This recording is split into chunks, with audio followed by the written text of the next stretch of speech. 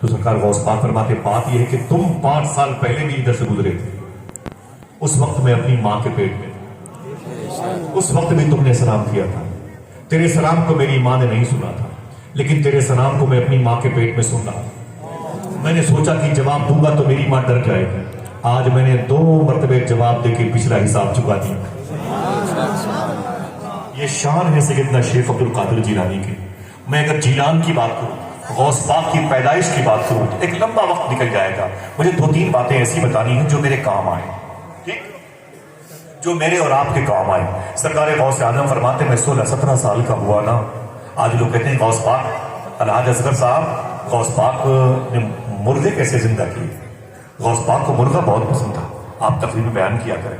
غوث پاک کو مرغے کی بریانی بہت پسند تھی، غوث پاک سرکار کو پنیر بہت پسند تھی۔ لوگ کہتے ہیں کیا کہتے ہیں، غوث پاک سرکار کو دہی بہت پسند تھی، پنیر مولائے کائنات کو بہت پسند تھی، اور دہی میرے شیخ سیدنا شیخ غوث پاک کو بہت پسند تھی۔ آپ کہتے ہیں بتائیں حضرت غوث پاک کے نام سے مرغے ہم رکھے ہوئے ہیں، اسے فاتحہ نظر کریں گے۔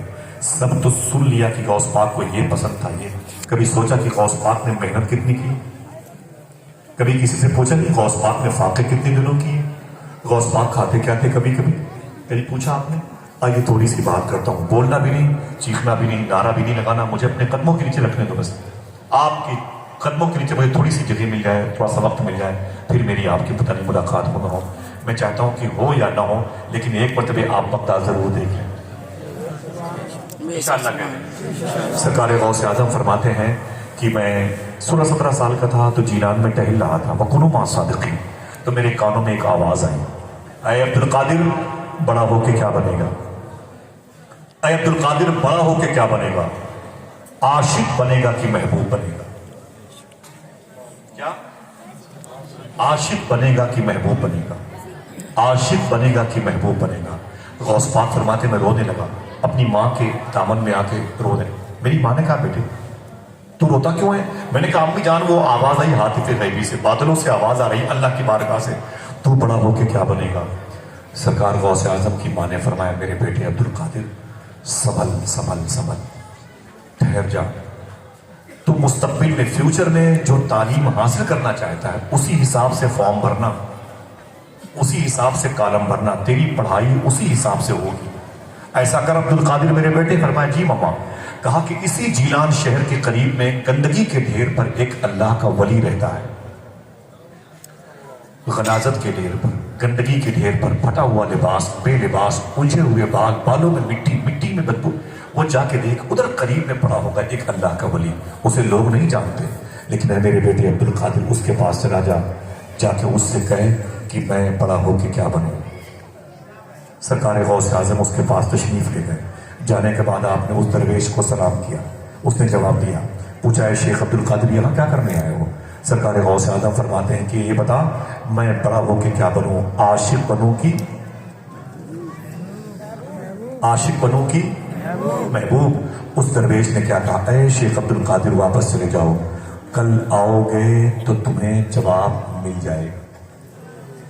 سرکار غوث اعظم فرماتے ہیں واپس آ گیا، رات میں نے بڑی رو کے گزاری ہے کیونکہ میرے فیوچر کا فیصلہ کل ہونے والا تھا۔ کہتے میں رویا، رات پر روتا رہا، صبح کو میں نے فجر کی نماز پڑھی، امی کے قدم کے نیچے آیا اور میں نے کہا امی جان اجازت دو تو اس درویش فقیر سے ملاقات کر لوں۔ ماں نے کہا جا میرے بیٹے۔ حضور غوث اعظم فرماتے میں نے سفر کیا، گھر سے نکلا، اسی گندگی کے ڈھیر پر پہنچا جہاں وہ درویش رہتا تھا۔ جب میں وہاں پہ گیا نا، جگہ وہی تھی لیکن وہ وہاں نہیں تھا، جگہ وہی تھی لیکن وہ وہاں نہیں تھا۔ میں نے لوگوں سے پوچھا بابا ادھر کو ایک آدمی پڑا ہوا تھا وہ کدھر گیا؟ تو لوگوں نے کہا شیخ عبد القادر اس کا کل رات میں انتقال ہو گیا، وہ کل رات میں انتقال کر گیا۔ میں نے کہا انتقال کر گیا؟ تو لوگوں نے کہا ہاں انتقال کر گیا۔ سننا غور سے، بولے انتقال کر گیا؟ بولے ہاں۔ تو سیدنا شیخ فرماتے ہیں اس کی قبر کہاں ہے؟ سننا، اللہ کے ولی کی بات ہو، آزمائش میں ہوتا ہے اللہ کا ولی، کبھی کبھی اللہ کا گھر آزمائش میں ہوتا ہے جیسے بابری مسجد، کبھی کبھی قرآن آزمائش میں ہوتا ہے جیسے یورپ میں قرآن کو ٹیشو پیپر بنا لیا گیا، کبھی کبھی عالم دین آزمائش میں ہوتے ہیں، ان کی داڑیاں نوچی جاتی ہیں، کبھی کبھی یہ بہنیں آزمائش میں ہوتی ہیں، ان کے دوپٹے نوچے جاتے ہیں، کبھی کبھی اذان کی آواز آزمائش میں ہوتی ہے، بند کرائی جاتی ہے۔ آزمائش یہ عوام الناس میں اگر خاص طریقے سے کسی کے ساتھ ہو تو یہ مقبولیت کی نشانی ہے. ویسے ہوگا کچھ نہیں. اتنا یاد کر لو، جو اسلام طائف میں نہ مٹا وہ کبھی نہیں مٹے. جو اسلام کربلا میں نہ مٹا وہ کبھی نہیں مٹے. یہ سنڈیلا کا لڈو نہیں کسے کھا کے ہضم کر لیا جائے. سمجھے؟